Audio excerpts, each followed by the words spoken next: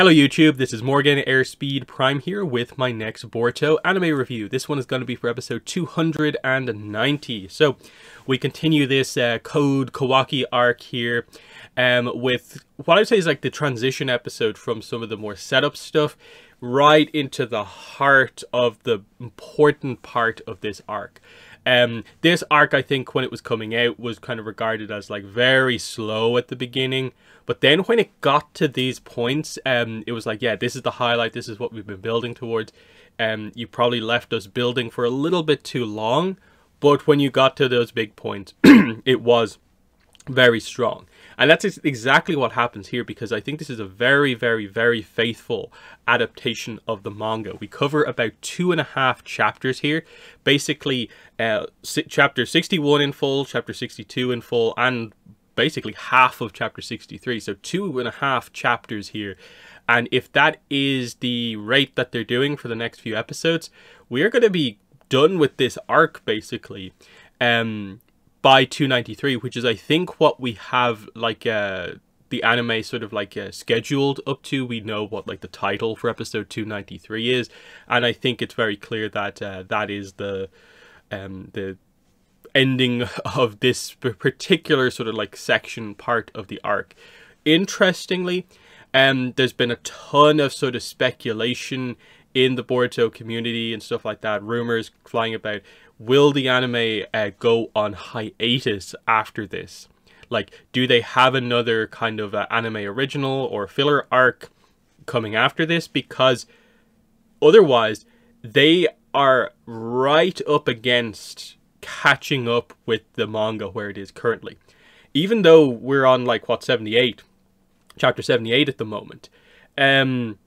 And, you know, obviously we're here still in or around chapter 63. But the reality of it is, like I said, if we're doing 2.5 chapters as the adaptation speed, chapter 67 brings us up to the end of like this section of the arc. We're only like 11 chapters ahead of that. And at this rate, that's only like 4 or 5 episodes. That's only like a month and a bit's worth of content.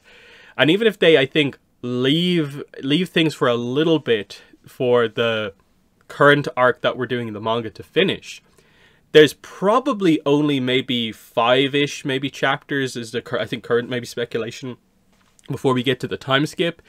That's again just another like what, 2 episodes, like 5 chapters are covered across 2 episodes. So you can see the problem that's being faced here of like, we are either going to have to go into anime originals for a very long time, which I don't know if they want to do again, or we are finally going to have to take a break. And that's the kind of interesting point here. I don't know how much like reality there is behind will they do it or won't they do it. It is interesting within the kind of industry is that for the most part, they don't really try to do anime like this these days, where it's like, what, One Piece, Boruto, and I think Detective Conan are like 3 of like the only like kind of weekly, continuously throughout the entire year airing anime. Everything else does things differently, where it's more seasonal, and you maybe get like episodes for like half of the year through seasons, but it leaves half of the year kind of like off. And I think Boruto kind of needs to take a look at maybe doing stuff like that. Sure, if they chose to do it, they could probably adapt a lot of, like, say, the light novels that they haven't done yet. And that's a way to fill in some gaps that would make for some interesting content. But they're in a weird spot, because it's probably a very bad point to do a just clear break when the next arc continues like directly on and it doesn't really leave you a lot of space to work with. So they're in a frustrating kind of spot there with regards to kind of where we're going with the future. So I suppose in the next couple of weeks we're going to be finding out, like once we find out what the plan is for, say, episode 294, 5, 6, and if they are not continuing the adaptation or clearly suggesting a bigger arc, you know, it's going to be interesting to see what they do. But anyway, let's refocus back on this episode. So a lot of the early stage of the episode is focusing on the idea of erasing one's chakra signature, as this is pretty much the only way to escape the Leaf Village without anyone being aware that you have left. So we obviously get introduced to Nishi, the guy who is monitoring Boruto and Kawaki to make sure that everything's okay. And he does this at all times by sensing the chakra signature. And we know from before, it was a plot point that the Leaf Village has the kind of barrier that can sense what chakra signatures are in and out, and it can keep track of what goes in and out. So that's what Kawaki, in trying to attempt to leave the village, has to deal with. And so we get the reveal that as someone who is Otsutsuki, he does have an innate ability deep down to erase his chakra signature when he wants to. Now, he's never thought this, so he sort of learns this on the fly here to escape. Now, part of the plan, of course, is that he uses shadow clones. So he goes out like he's trying to put the recycling out. He does a shadow clone in the bush. Real him stays in the bush with the chakra signature erased, while the shadow clone goes back into the house. And it's Boruto trying to convince everyone that, like, hey, I sense something outside. I know Kawaki's in the toilet, but, you know, what's going on here? And then it becomes clear that, wait, they open the door, Kawaki, the shadow clone, pops, and they realize he has escaped. And then what's great about this is the setup in the background as we begin to realize that it's mainly, I think, Amado saying this to Shikamaru, who says that, you know, I've noticed that probably the biggest change with Kawaki, that's the most surprising thing of all, is how much he has, like, attached himself to Lord Seventh, Naruto. He is, you know, this is something like, it's the father figure, effectively, he never had. That he has had a lot of issues with sort of these type of figures in his life, but now he's found one that's, like, he cares about. But it seems to go beyond just care into becoming obsession. And that's kind of creating a bit of an issue here, whereas you'd think this is only a positive. Like, how could this become a negative that he wants to protect Naruto? The problem is, it's at all costs, no matter what. Prioritizing Naruto's safety above everything, including his own and any other relationship that seems to be there. So that's the kind of big kind of point in all of this, is that, you know, you have to view Kawaki's interest in Naruto as being obsession, that it is it's to such an extreme that he is even saying things like, I don't care how Naruto feels about sort of the way I feel, I'm protecting him in this way, I don't care what anyone else says. And that's what leads to Boruto punching him, of course, at the end of the episode. And it's meant to, in this big moment of, like, you know, realize that there are other people who want to protect you as well. And their feelings are just as valid as yours. And, you know, given where we know Kawaki is eventually going to turn and be against, you know, the village, be against Boruto, they'll be on opposite sides of things. It is interesting to get kind of moments like this to kind of realize that, like, okay, what exactly causes that big of a rift? And is what we're dealing with right now the core of that issue? That's the kind of, like, big thing from, like, a character perspective, is the obsession here with Naruto, where, of course, Boruto also cares about protecting his father, but Kawaki, it is an obsession beyond all else, and that's the big issue here. So this all builds up to, of course, the sort of chase, kind of like a Kawaki retrieval mission type thing. And this is where you really see that the episode's been animated nicely so far, but then they sort of turn it up here. Just the chase through the forest here with Code kind of tracking Kawaki. Super nice animation as Code's putting the claw marks on the trees. He's hopping between the trees, into the trees, coming out at different points. This had good animation, and it makes it feel like, whoa, like, we have big stuff happening in, like, the coming episodes, 91, 92, 93. This is kind of notable here, what we're doing. So, you know, there's a lot of stuff going on here, and that is interesting, that they're theoretically going to maybe give us, like, strong animation across a group of 4 episodes, which they don't even tend to do that much. Like, even at some of the bigger moments, like, you could tell they saved it all for, like, maybe one and a half specific episodes. So it'll be interesting to see how this ends up working out. Now, admittedly, in this one, it was again focused on a couple of scenes, but it was nice to see it sort of like this kind of far out, kind of away from the end of the arc. But you know, it's a very, very important kind of sequence here as we get Kawaki meeting up with Code. There's a small fight here, but obviously it is clear Code has the advantage here. And even though this is like Code still with his limiter on, he is much more powerful than Kawaki now that Kawaki doesn't have the karma mark anymore.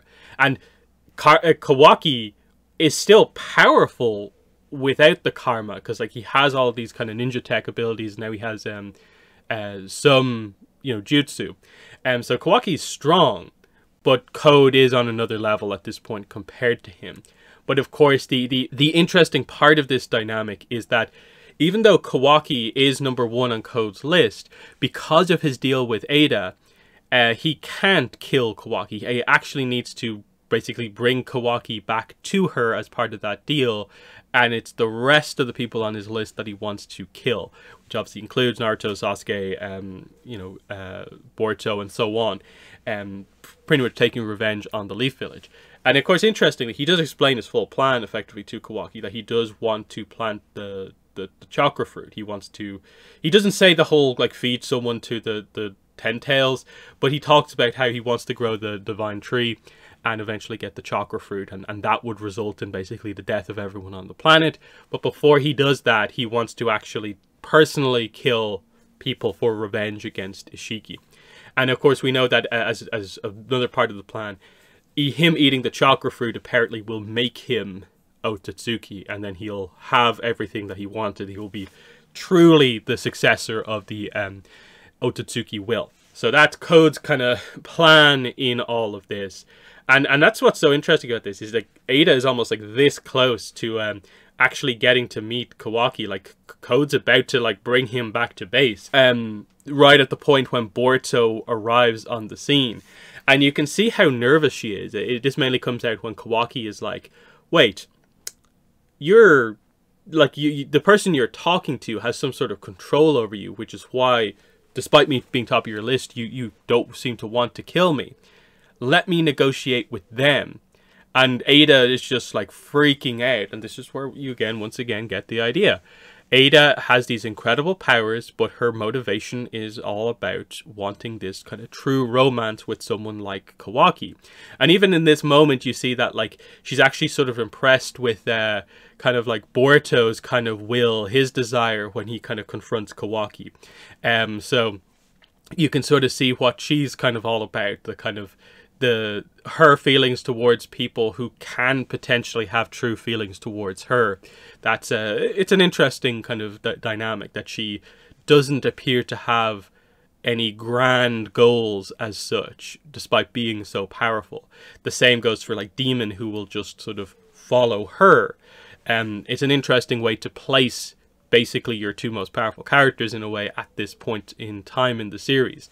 But this, of course, all builds up to basically the end of the episode, where, you know, we get the, like, Boruto punches Kawaki, is like, you know, okay, you want to protect Naruto, I understand that, but there are people who want to protect you too, and that's what I'm going to do.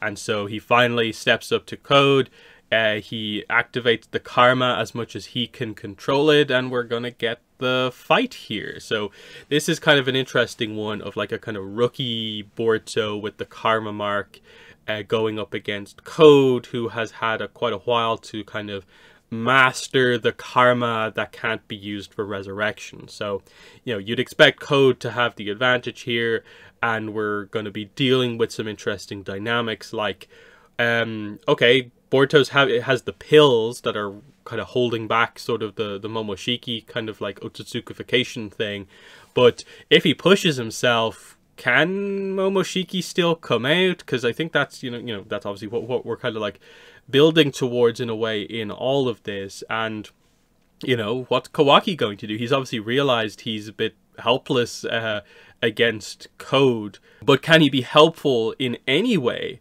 in this fight? So the setup, I think, is actually quite good here, and obviously it means we have a bunch of episodes here in the forest waiting for some big action to kind of go down here as we kind of head towards the end of this kind of like arc that will build into the next arc, which is actually the build up to sort of like the time skip happening. So I think that's pretty much everything I want to say about this one. Like, it's a little bit maybe quicker of a review, but that's the case where, like, when you have an episode that is sort of like half just dealing with the idea of how Kawaki gets out of the village, and then half the important stuff, that's the way it ends up working. It does really highlight how slow the pacing of the manga actually was, that like you can do this much content, like you can do like 100 pages of Boruto manga content in just one episode, because each chapter of Boruto is 40 pages. So you do 2.5 here, and you're effectively doing a full 100 pages. That's kind of crazy when you think about it. Like, can you imagine Naruto ever having a situation where like it adapted like 5 chapters of the weekly manga? Like, it's kind of crazy that this is even the way it can work. And the episode does not at all come across like rushed or anything like that. They cover pretty much everything except, I think, one scene with Sasuke, I think, gets left out, which I'm relatively okay with just because of his ultimate involvement in this arc. Yeah, they're my thoughts on the episode. So in the comments, let me know what your thoughts are on both the episode as well as, you know, like, what do you think the future of the Boruto manga is when we get a few episodes into the future? Are we just going to continue with this schedule? Are we going to go into fillers for like a really long time? Will they do that rumored hiatus? What are your thoughts? But in the comments, let me know what your thoughts were. But that's been the video. Thanks for watching, and bye.